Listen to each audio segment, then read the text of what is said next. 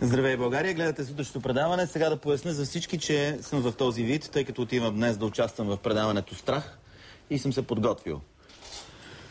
И сега е момента да ви покажем кой е тук при нас, в нашия хол. Професор Вучков.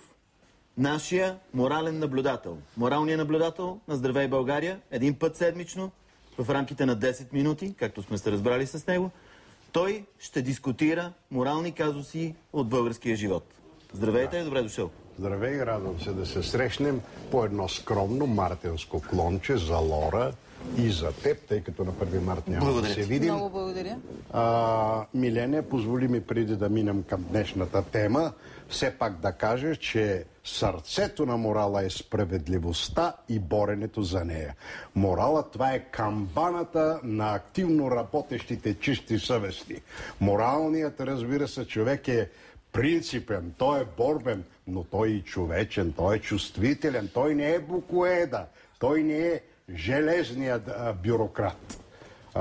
Тоест да не го сравняваме с нея железни герои, да не казваме, че е някакъв скафандър от времето до 1989 година. Сега свестните от нас считат за луди. Всички помним и често повтаряме това велико, страхотно откритие на Христо Ботев за България в неговото най-велико стихотворение "Борба". Сега, разбира се, Ботев няма предвид истински лудите, душевно изместените, извратените, психически увредените.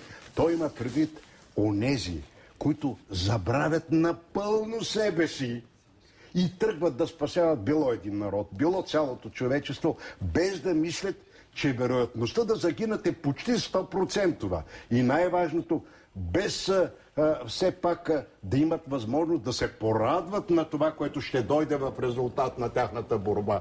Борят се за него, но те никога няма да го видят и никога няма да могат дори да му се усмихнат. Как изглежда това изречение сега в днешната действителност? Сега ще ти кажа как изглежда. Първо искам да кажа, че Ботев стига до това велико свое твърдение въз основа на собствената си съдба.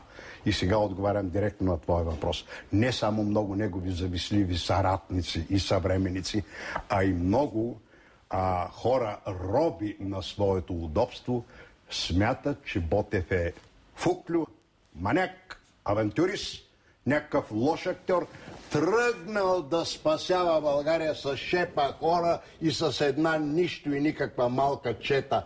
Тия келеши съвремени и тия маймуни и тия зевзеци и мижитурки и всичко от този характер, който му казва, те изобщо не схващат, че Ботев има абсолютно съзнание, че ще загине. Той най-малкото е изцяло подготвен за този акт. Ботев тръгва към тая отчаяна стъпка само за да стъпи се Европа и да я предизвика най-после да обърне внимание на един 500 години чудовищно тъпкан робски народ. Това е, което него го предизвиква и го кара да тръгне към това събитие. Да се върнем към днешната действителност. Не, искам точно към днешната, за това, което сега ще кажа. Още един гений, Иван Вазов. Неговия най-големия български роман "Подигото", той там има една глава "Пиянството на българския народ".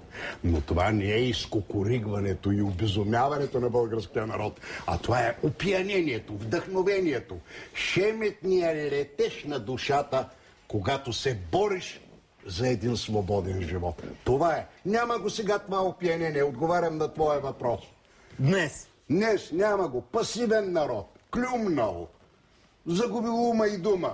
Отпуснал се. Реве само когато дойде при вас и когато дойде при мене.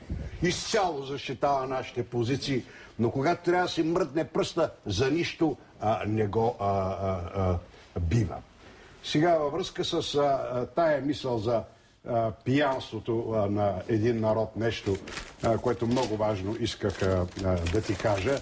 Само едно леко подсещане ще ми позволи, защото тази тема е изключително важна. Да, лудите да дойдат, казва пламенно огнено чурбаджи Марко пак от Подигото. Разбира се, той няма предвид серсемите, Лора, няма предвид тия които са детска, се казва, мошениците и проче. Той има предвид онези хора, които презрели, стигна се до положението да презрат съвсем нормалния човешки страх от своето умиране, съвсем нормалният, да го преодолеят, да го презрат. И да се жертват. Така, и да тръгнат вече към освобождението на родината си, към освобождението на страна.